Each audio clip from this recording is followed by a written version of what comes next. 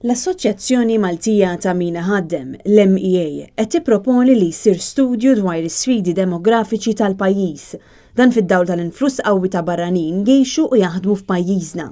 Waqt konferenza tal-aħbarijiet, id-Direttur Ġenerali tal-MEA, Joe Farrugia, ippreżenta position paper li ħejjew bħala assoċjazzjoni.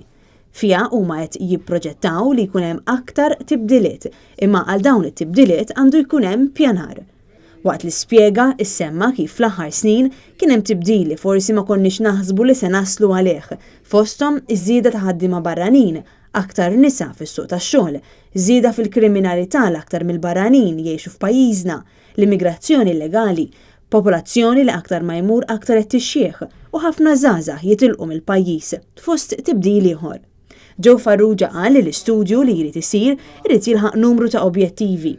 Fosthom li nantiċipaw l-effett jekk il-popolazzjoni tiżdied għal madwar 750,000. Infasslu politika f'każ il-popolazzjoni tiżdied f'daqqa u nanalizzaw sostenibilità tal-pajjiż jekk il-popolazzjoni tiżdied f'daqqa. Matul il-preżentazzjoni ingħad li rridu nħarsu lejn l-impatt kulturali u soċjali, l-impatt politiku, eżempju x'tip ta' liġijiet jibda japprova l-Parlament, l-impatt ambjentali, eżempju l-ammont ta' karozzi fit-toroq, l-ammont ta' spazji miftuħa, l-ammont ta' skart ġenerat.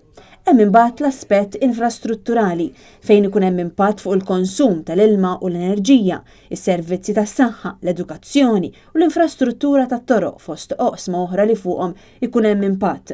Fil-position paper tagħha l-MEA qed tirrakkomanda li biex isir dan l-istudju għandha ssir laqgħa mill-MCESD biex tkun diskussa propju din il-position paper. Ikun stabbilit kumitat bis-sem tal-Università ta' Malta biex issir ir-riċerka u jitħares il-proċess tal-istudju u tkun organizzata konferenza nazzjonali li tinvolvi l-stakeholders biex jippreżentaw ir-riċerki tagħhom. Dan, naturalment qalet l-MEA, irid isir bis-sem tal-Gvern u tal-Oppożizzjoni.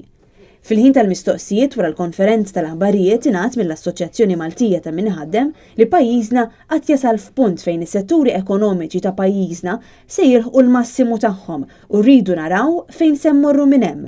Hawn l-MEA ammettiet li hemm bżonn ta' pjan għall-pajjiż, sens ta' strateġija fit-tul.